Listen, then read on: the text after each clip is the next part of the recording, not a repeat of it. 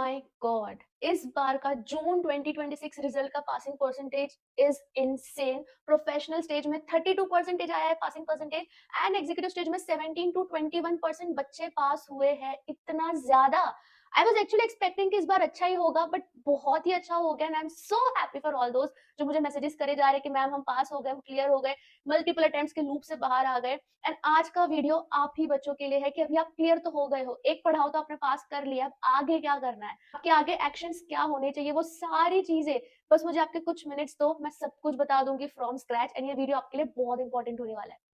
So basically target audience आज की video के लिए हमारी होगी वो बच्चे जो दोनों ग्रुप एग्जीक्यूटिव के क्लियर कर चुके हैं, या फिर इवन इफ आपने एक ग्रुप भी क्लियर किया है तो भी आपको ये वीडियो काम आएगी। जो बच्चे दोनों ही ग्रुप फेल हो चुके हैं उनके लिए मैं डेफिनेटली एक अलग से वीडियो बनाऊंगी जो कि डेफिनेटली कल ही अपलोड हो जाएगा, आप प्लीज वो वीडियो देखना।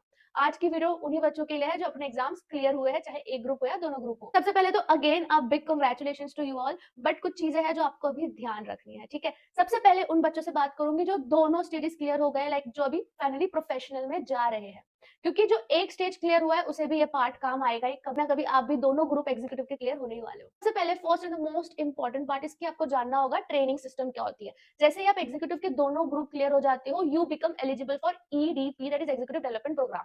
ये होता है 30 डेज का ट्रेनिंग सिस्टम जो आपको कंप्लीट करना होता है, बट यहाँ पे बच्चों को ये डाउट हो जाता है कि कब कंप्लीट करना है। तो सबसे पहले तो एग्जीक्यूटिव के बाद आप कर सकते हो, कब तक करना है, जब आपका 21 महीने का जो ट्रेनिंग होता है, 21 मंथ्स की ट्रेनिंग, उसके पहले पहले आपको खत्म कर देना है। आप 21 मंथ्स की ट्रेनिंग स्टार्ट ही नहीं कर पाओगे अनटिल एंड अनलेस आप ये खत्म करो। तो सबसे पहले मैं तो बोलूंगी इसके पीछे लग जाओ। 15 डेज आपका ऑनलाइन होता है, 15 डेज आपका ऑफलाइन होता है। आपको वेबसाइट पे सारी इन्फॉर्मेशन आईसीएसआई के वेबसाइट पे मिल जाएगी कि कहाँ कहाँ सेंटर्स है, क्या क्या स्लॉट्स अवेलेबल है। फीस की बात करें तो टोटल कॉस्ट आपका 10,000 रुपए आएगा। 2,000 इसका ऑनलाइन कॉस्ट होता है, 8,000 इसका ऑफलाइन कॉस्ट होता है, बट एकदम वर्थफुल है। यहाँ पे आपको बहुत कुछ सीखने मिलता है ईडीपी में। काश मेरे टाइम पे होता ये बढ़िया सा ईडीपी 30 डेज का, मुझे तो मजा आ जाता, बट आपके टाइम पे डेफिनेटली है एंड ट्रस्ट मी आपको बहुत कुछ सीखने मिलेगा। तो सबसे पहले प्लीज ये काम कर लेना। दूसरा इंपॉर्टेंट काम आपको क्या करना है, ये डिसाइड करना है कि आप अपना 21 मंथ्स का ट्रेनिंग कब स्टार्ट करने वाले हो, बिकॉज अब आप एलिजिबल हो चुके हो, एग्जीक्यूटिव के बाद आप स्टार्ट कर सकते हो। तो अगर आप अभी ही स्टार्ट करना चाहते हो तो 15 डेज ईडीपी ऑनलाइन और 15 डेज ईडीपी ऑफलाइन वो तो खत्म करना ही है, बट उसके बाद आपको इंटरव्यूज देना स्टार्ट करना पड़ेगा। एंड प्रोफेशनल शायद आप फिर दोनों ग्रुप एक साथ ना दे पाओ क्योंकि मैनेज करना डिफिकल्ट हो जाएगा। तो वो सारी चीजें आपको सोचनी होगी कि आपको कब देना है 21 मंथ्स का ट्रेनिंग, अभी देना है या प्रोफेशनल क्लियर होने के बाद देना है। अगर आप मुझसे ओपिनियन लेना चाहते हो, मैं आपके जगह पर होती तो डेफिनेटली मैं अभी करती, क्योंकि 21 महीने है यार, मेरे टाइम पे प्रोफेशनल के बाद 12 महीने थे, तो इसलिए फिर मैंने प्रोफेशनल के बाद करा था। बट अभी 21 महीने है, आप प्रोफेशनल क्लियर करोगे उसके बाद अलग से आपको 21 महीने डेडिकेट करना है। So what you can do is आप अपना अभी सीवी बना के रखो, अच्छा सा सीवी बनाओ, अलग अलग कंपनीज में अप्लाई करो, जैसे इंटरव्यूज आता है इंटरव्यू देने जाओ, एंड अभी आप अपना इंटर्नशिप प्लस प्रोफेशनल की पढ़ाई दोनों काफी इजी तरीके से मैनेज कर पाओगे। इसके लिए भी मैं अलग से वीडियो बनाऊंगी, बहुत ही जल्द अपलोड करूंगी कि इंटर्नशिप और प्रोफेशनल की पढ़ाई को कैसे मैनेज करना है। बहुत इजीली हो जाएगा, आपके पास 1 साल का गैप है, अभी आपको नेक्स्ट देना होगा जून 27 में, राइट। तो आपके पास काफी टाइम है। अगर दोनों ग्रुप मैनेज नहीं हो पाएगा तो एक ग्रुप एटलीस्ट दे देना प्रोफेशनल का जून में, एंड दूसरा ग्रुप आप दिसंबर में दे देना। एटलीस्ट आपका उतना ट्रेनिंग तो कवर हो जाएगा। एंड इन केस अगर आप अभी ट्रेनिंग नहीं करना चाहते that is also completely fine, आप वो पार्ट स्किप करके आप प्रोफेशनल पूरा जून 26 में अच्छे से क्लियर कर लो एंड देन फिर आप ट्रेनिंग स्टार्ट करना। तो ये थी फॉर्मेलिटी वाली बातें कि आपको ईडीपी करनी है, आपको 21 मंथ्स का ध्यान रखना है। अब हम आ जाते हैं प्रोफेशनल की प्रिपरेशन आप कैसे करोगे, क्योंकि ट्रस्ट मी गाइस, एग्जीक्यूटिव एक बहुत बड़ा चैलेंज था जो आप क्लियर कर चुके हो। प्रोफेशनल इतना तो टफ नहीं है जितना एग्जीक्यूटिव है, बट प्रोफेशनल थोड़ा सा डिफरेंट है। इसको आपको अलग तरीके से अलग स्ट्रैटेजी से क्लियर करना होगा, एंड वही मैं आज आपको बताने वाली हूँ। इसको ऐसा समझो कि अगर आपने मारियो का गेम खेला है तो उसमें ऐसा होता है कि पहले जो गेम होता है वो बहुत ही डिफिकल्ट होता है, फिर मारियो दूसरे पार्ट में जाता है जिसमें बस उसको एक छलांग लगानी होती है एंड वो जीत जाता है। तो ये जो प्रोफेशनल का स्टेज है वो आपका दूसरा पार्ट ऑफ द मारियो का गेम है जिसमें आपको बस एक छलांग लगानी है। आप इतने सारे छलांग लगा के आए हो, आप इतना सब कुछ झेलते हुए एग्जीक्यूटिव में आए हो गया है, अब बस एक छलांग और। बट बच्चे प्रोफेशनल में भी फेल होते हैं। ये शॉकिंग बात नहीं है कि आप एग्जीक्यूटिव इतना टफ लेवल क्लियर करके आए हो, प्रोफेशनल में कैसे फेल हो गए। इसलिए होते हैं क्योंकि वो ओवर कॉन्फिडेंट हो जाते हैं, जो आपको अभी नहीं होना है, ठीक है। दूसरी बात, बच्चे इसलिए फेल होते हैं क्योंकि वो थक जाते हैं, इतना पढ़ पढ़ के उनको होता है कि बस यार अब नहीं हो रहा, तो वो हार मान जाते हैं, वो बस एक छलांग लगानी होती है वो नहीं लगा पाते। तो ये सब गलतियों से आपको बच के रहना है। बस अभी एक बार और थोड़ी सी मेहनत कर लो। ट्रस्ट मी गाइस, मुझे सीएस बन के 6 साल हो गए हैं और उस लेवल की मेहनत मैंने 6 साल में कभी नहीं की है। जितनी मेहनत मैंने एग्जीक्यूटिव प्रोफेशनल क्लियर करने में की थी, तो वो लास्ट मेहनत है। ये जो भी आप करोगे that is gonna be your last मेहनत। इस लेवल की मेहनत आगे नहीं करनी पड़ेगी। तो अभी बस थोड़ा सा टाइम और अपना जी जान लगा दो और सीएस बन जाओ। अब प्रोफेशनल में थोड़ी सी स्ट्रेटेजी अलग होगी। अगर आपको पता होगा तो यहाँ पे आ जाता है open book subject. 2 open book होता है, ग्रुप 1 में भी है, ग्रुप 2 में भी है। कॉमन ओपन बुक सब्जेक्ट्स जो बच्चे लेते हैं वो है आईबीसी एंड सीएसआर, कॉमन है, ये सारे बच्चे लेते हैं। क्यों लेते हैं वो भी रीजन बता देती हूँ, क्योंकि कॉमन सब्जेक्ट्स है। सीआरवीआई में भी आईबीसी आता है, आपके पेपर नंबर 1 में भी आपको सीएसआर का थोड़ा सा आ जाता है, तो ज्यादा एक्स्ट्रा पढ़ना नहीं पड़ता। आपके मेन सब्जेक्ट्स के अंदर ही ये सब सब्जेक्ट्स आ जाते हैं, तो सेम सेम हो जाता है, तो पढ़ाई इजी हो जाती है। बट अगर आपको ऐसा लग रहा है कि आपका इंटरेस्ट पार्ट अलग है, आईपीआर है सपोज, तो आप वो भी ले सकते हो। बस थरो रिसर्च करना। आपको पीवाईक्यूज तो आपके आईसीएसआई क्यू पेपर वेबसाइट पे सारे मिल जाते हैं, जाके देखो, सारे ओपन बुक पीवाईक्यूज देखो, और जो चीज आपको इंटरेस्टिंग लग रही है, जो आपको इजी लग रहा है, जो आपको आपके इंटरेस्ट के हिसाब से परफेक्ट लग रहा है, वो वाला आप सिलेक्ट करना। एंड आप जाके इंडेक्स भी देखना सारे ओपन बुक्स के, कि आपको किसमें ज्यादा दिलचस्पी आ रही है। ठीक है, वो थोड़ा स्मार्ट डिसीजन लेना है, क्योंकि एक बार अगर आप वो ले लोगे तो उसी अकॉर्डिंग फिर आपके मार्क्स भी आएंगे। काफी सारे बच्चे प्रोफेशनल एग्जामिनेशन में ओपन बुक की वजह से ही फेल होते हैं, क्योंकि वो लोग गलत डिसीजन ले लेते हैं। ओपन बुक को अटेम्प्ट करने का भी एक अलग चैलेंज होता है, वो भी मैं आपको बताऊंगी अभी। बट सबसे पहले ये आप ओपन बुक कौन सा लेना है ये ध्यान से रिसर्च करके सिलेक्ट कर लेना। नाउ सेकंड चीज प्रोफेशनल एग्जामिनेशन में ये अलग होती है, राइटिंग। एग्जीक्यूटिव में क्या होता है कि वो लोग क्वालिटी पे ज्यादा फोकस करते हैं rather than quantity, but professional stage में वो लोग क्वालिटी प्लस क्वांटिटी दोनों ही देखते हैं। मैं आपको एग्जांपल के थ्रू समझाती हूँ। फॉर एग्जांपल, मेरा जो ओपन बुक का पेपर था बहुत अच्छा गया था, ठीक है, मल्टी डिसिप्लिनरी केस स्टडीज मेरे टाइम पे होता था। ऐसे समझ लो कि आधे घंटे पहले ही मेरा पेपर हो गया था, मुझे सारे आंसर्स बढ़िया तरीके से आते थे, मैंने सारे आंसर्स ढूंढ लिए थे, आई वाज सो कॉन्फिडेंट कि यार हाँ इसमें तो मुझे एग्जामिशन आनी है। पर मुझे नहीं आई, मुझे उसमें 54 मार्क्स आए।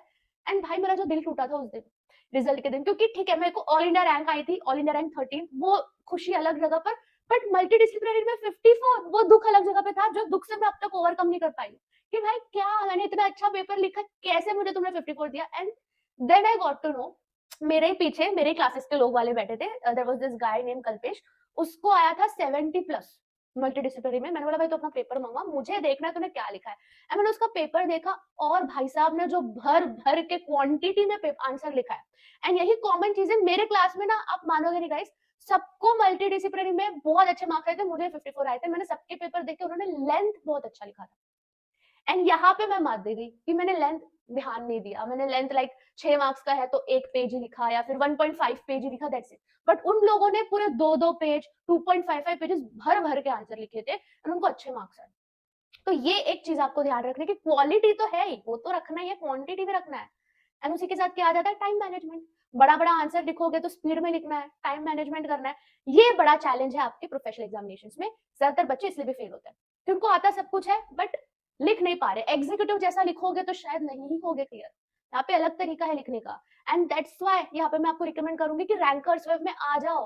अब किस चीज का वेट कर रहे हो, लास्ट स्टेज बचा है आपका, इसको क्लियर कर लो। रैंकर्स वेब में आपको प्रॉपर तरीका सिखाया जाता है कि प्रोफेशनल स्टेज के लिए स्पेशली आपको कैसा लिखना है, आपकी कहाँ गलती होनी है, आपकी क्या लेंथ होनी चाहिए, क्या लैंग्वेज, लीगल एक्यूमेंट आपको आना चाहिए। यहाँ पे अगर आप सिर्फ नॉर्मल इंग्लिश लिखोगे एग्जीक्यूटिव की तरह तो शायद नहीं हो पाएगा। यहाँ पे हाई लीगल एक्यूमेंट आपको यूज करना है, प्रेजेंटेशन टॉप पे रखनी है। तो इस सब के लिए तो भाई साहब आपको राइटिंग प्रैक्टिस करनी ही पड़ेगी फ्रॉम डे 1। एंड एक और चीज, प्रोफेशनल का portion is very vast, like very vast, पूरा समुंदर है, एग्जीक्यूटिव से भी बड़ा है।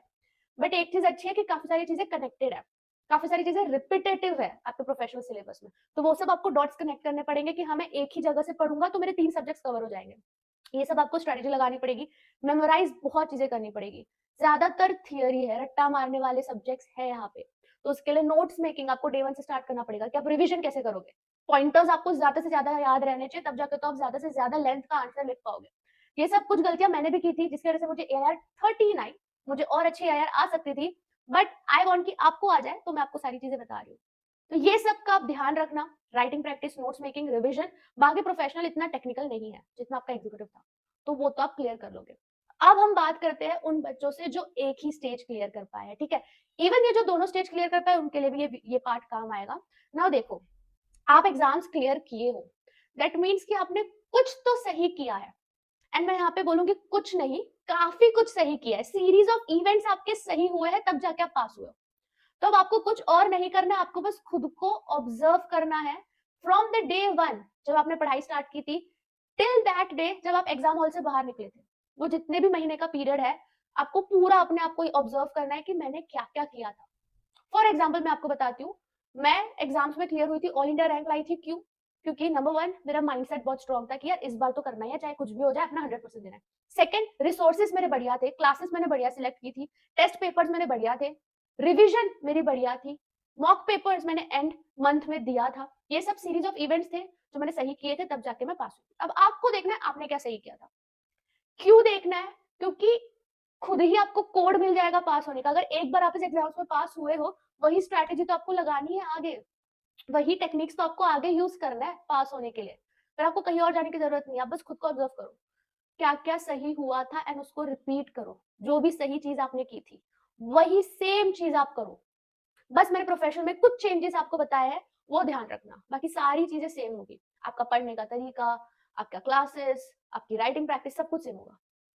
तो एक बार ये कर लेना कि क्या सही हुआ था, वो आप अपने अगले अटेम्प्ट में यूज कर पाओगे ना। सेकंड, जो बच्चे एक ही ग्रुप क्लियर हुआ है, शायद वो दूसरा ग्रुप फेल हो गए होंगे, तो उनसे मैं ये भी रिक्वेस्ट करूंगी कि आप फेल क्यों है इसका भी थोड़ा आइडिया लगा लो कि एग्जैक्ट रीजन क्या था आपके फेलियर का, एंड उस फेलियर को इंप्रूव करने का नेक्स्ट अटेम्प्ट में ट्राई करो। एंड ज्यादातर बच्चे फेल इसलिए होते हैं क्योंकि या तो वो रिवीजन नहीं करते या तो राइटिंग प्रैक्टिस नहीं करते, यही दो रीजन होता है 90% बच्चों का, उसके अलावा कोई रीजन नहीं होता। तो इसको इंप्रूव करने का आपको कोशिश करना है ताकि अगले अटेम्प्ट में आप पास हो जाओ। बाकी मैं आप लोग को डराना नहीं चाहती, बट इस बार का रिजल्ट इतना अच्छा आया है, दैट मीन्स कि दिसंबर में थोड़ी सी बैंड बच सकती है बच्चे लोग आप लोगों की। ये आईसीएसआई है, इससे मतलब हम ज्यादा एक्सपेक्टेशंस तो रख नहीं सकते, बट इतना तो कोड क्रैक कर लिया है मैंने और काफी सारे लोगों ने भी कि अगर अटेम्प्ट इस बार इजी आया, इस बार पेपर अच्छा है, इस बार रिजल्ट अच्छा आया, अगले अटेम्प्ट में ये लोग पूरा कॉम्पेंसेट करेंगे और ये लोग थोड़ा सा टफ तो बनाएंगे, चाहे पासिंग परसेंटेज हो चाहे पेपर हो। तो दिसंबर टफ जाने वाला है, तो मेहनत आपको तगड़ी करनी पड़ेगी, जोरों शोरों से करनी पड़ेगी, बट सेइंग दैट अगर पेपर टफ आता है तो वो बच्चे जो पूरा अटेम्प्ट करते हैं उनका पास होने का चांस बहुत बढ़ जाता है। ठीक है, सो या that's it guys, I hope ये वीडियो आपको काम आया होगा। मुझे कमेंट सेक्शन पर जरूर बताना आपके मार्क्स, आप कितने मार्क्स से पास हुए हो, क्या थे आपके marks, and would love to know your story. बाकी डिस्क्रिप्शन चेक कर लेना, आपको मेरे साथ फ्री मेंटोरशिप मिल जाएगी with 50% off on rankers wave. But हाँ, ये ऑफर सिर्फ 27 अगस्त तक है, तो जाकर जल्दी से ये भी क्लेम कर लो। हम मिलते हैं दूसरे वीडियो में, bye bye, best of luck.